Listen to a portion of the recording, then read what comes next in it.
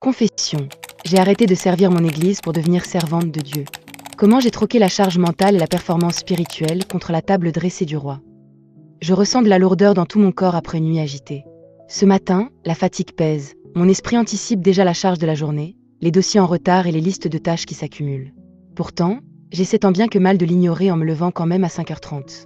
Dès que je commence à anticiper ce moment de tête-à-tête, une force douce parcourt tout mon être pour me donner l'énergie nécessaire.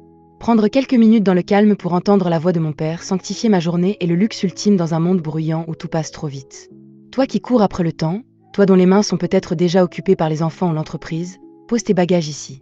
Ce matin, pas de longues discussions, mais un seul mot résonne, service. C'est la réponse qui m'a été murmurée lorsque j'ai posé cette question intime au Saint-Esprit. Que veux-tu me dire aujourd'hui? Hello ma sœur. C'est Marlène, ton amie. Je suis heureuse de voir que tu as poussé la porte de notre refuge de chrétiennes apaisées. Installe-toi confortablement.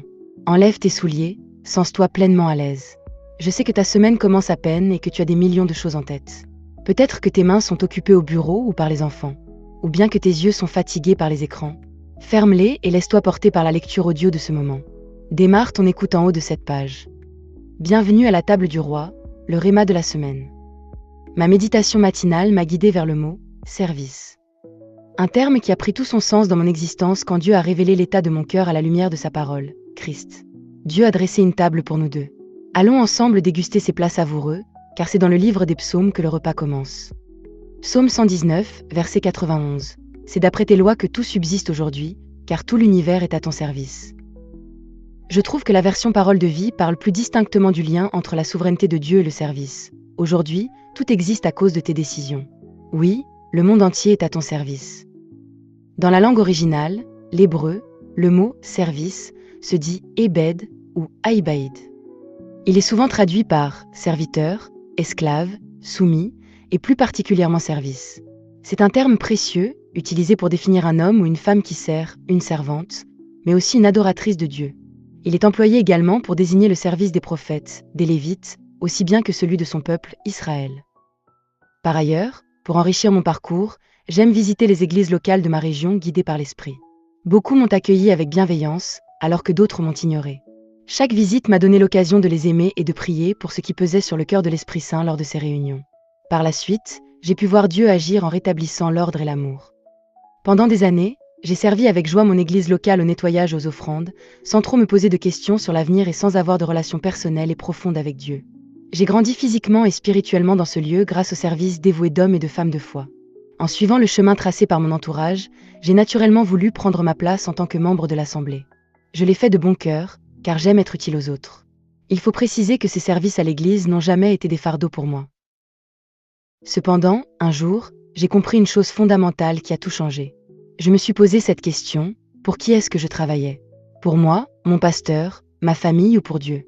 Servir à l'Église représentait en réalité un travail, une tâche accomplie avec joie sur ma to-do list. Au fond, à l'époque, je n'étais pas tant passionnée par les âmes égarées, par les autres chrétiens, ni par mon église locale, que par l'activité de servir en elle-même. C'est pourquoi mon service dévoué n'a jamais fait grandir en moi le désir de vivre quelque chose de plus avec Jésus. Jusqu'à un jour précis, où j'ai tout laissé tomber, complètement lassée de cette vie tiède, lorsque Christ a enflammé mon cœur. Si toi aussi, tu ressens aujourd'hui une lourdeur, un manque de sens ou de l'incompréhension dans ton service à l'Église, sache que c'est le signe de Dieu qui t'invite à plus de lui et de son Fils, Jésus. La signification de ce mot « service » est incroyablement riche pour nos vies de femmes actives. Les 3 concepts clés à retenir pour ton cheminement. 1. La création est à son service. Tout l'univers est au service de Dieu, car il a été créé par lui et pour lui, de la plus petite chose à la plus grande. 2. La posture du cœur. Chaque femme qui reconnaît la royauté de Dieu se met naturellement à son service en devenant sa servante et son adoratrice. 3. La meilleure part. Le service de tous les saints reste la meilleure part sur terre et la meilleure place dans le royaume de Dieu. Jésus-Christ l'a déclaré à ses disciples et l'a montré par sa vie de roi serviteur.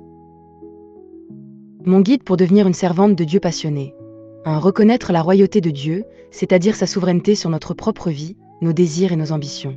2. Abandonner à Christ ce qui nous empêche de vivre pour Dieu dans un service complet. Les peurs, les distractions, la quête de gloire, etc.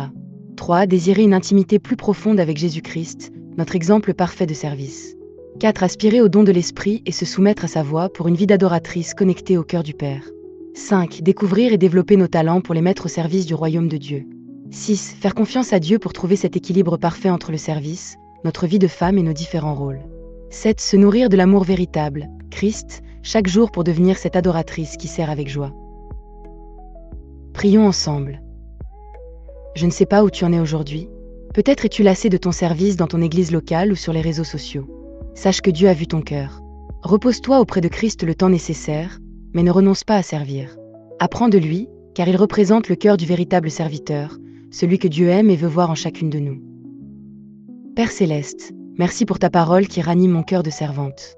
Pardonne-moi Jésus-Christ, je ne veux plus servir par mes propres forces, pour plaire à ce monde, à mon pasteur ou à mes abonnés. Je veux ton cœur. Enflamme mon être pour ce qui compte le plus pour Dieu, les âmes qui ne te connaissent pas encore. Envoie-moi, Papa. Guide-moi, Saint-Esprit, je veux te servir. Au nom de Jésus-Christ, Amen. Petit aparté entre nous. Pour t'aider à lever les freins qui bloquent ton intimité avec Jésus-Christ, tu dois d'abord comprendre où tu en es. Découvre en quelques minutes quelle femme spirituelle es-tu aujourd'hui. Lève les freins. Fais le test anonyme et gratuit en suivant le lien autour de ce contenu. Le vlog spirituel et les petits bonheurs. Une chose que je trouve extrêmement chic et intemporelle chez Jésus-Christ. Sa manière de servir l'humanité tout en restant le véritable maître, notre Seigneur et Sauveur. La vie créative et business. Récemment, Dieu m'a appris à m'aligner sur son timing. Je fais toujours des plans stratégiques, mais c'est à lui qu'appartient le temps. Il peut le ralentir ou l'accélérer pour moi si c'est nécessaire. Tout est dans ses mains. L'esprit me guide au bon moment vers les bons produits, les bons acheteurs ainsi que les bonnes collaborations. Je construis mon activité pro autour des principes du slow business. Mon entreprise avance à un rythme plus lent, ce qui me garde près de son cœur tout en me permettant de grandir à son tempo. L'écrin des petits bonheurs. En premier, j'ai terminé des semaines de travail tôt, dans la joie, sans stress ni culpabilité. Il y a aussi la douceur d'entendre ma nièce m'appeler « Tata » pour la première fois.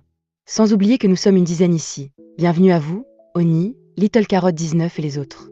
Finalement, vivre dans la satisfaction de ce service que Dieu m'a confié fait que je ne manque de rien. Dieu suscite la générosité pour faire avancer son œuvre là où je ne m'y attends pas. Si tu veux prolonger ce repas, tu trouveras toutes les ressources pour ton cheminement en suivant ce lien. Entre dans son intimité, découvre les ressources spirituelles, suis le lien autour de ce contenu. On s'installe au salon pour papoter? Quel est le petit détail, la délicatesse où tu as vu la main de Dieu dans ta vie cette semaine? Je te lis avec une attention toute sincère. Que Dieu garde ton cœur près de son cœur, dans l'amour en Jésus-Christ. À bientôt. Marlène. Entre dans le repos. Rejoindre la communauté des femmes de foi apaisées. Ici, le lien se trouve autour de ce contenu.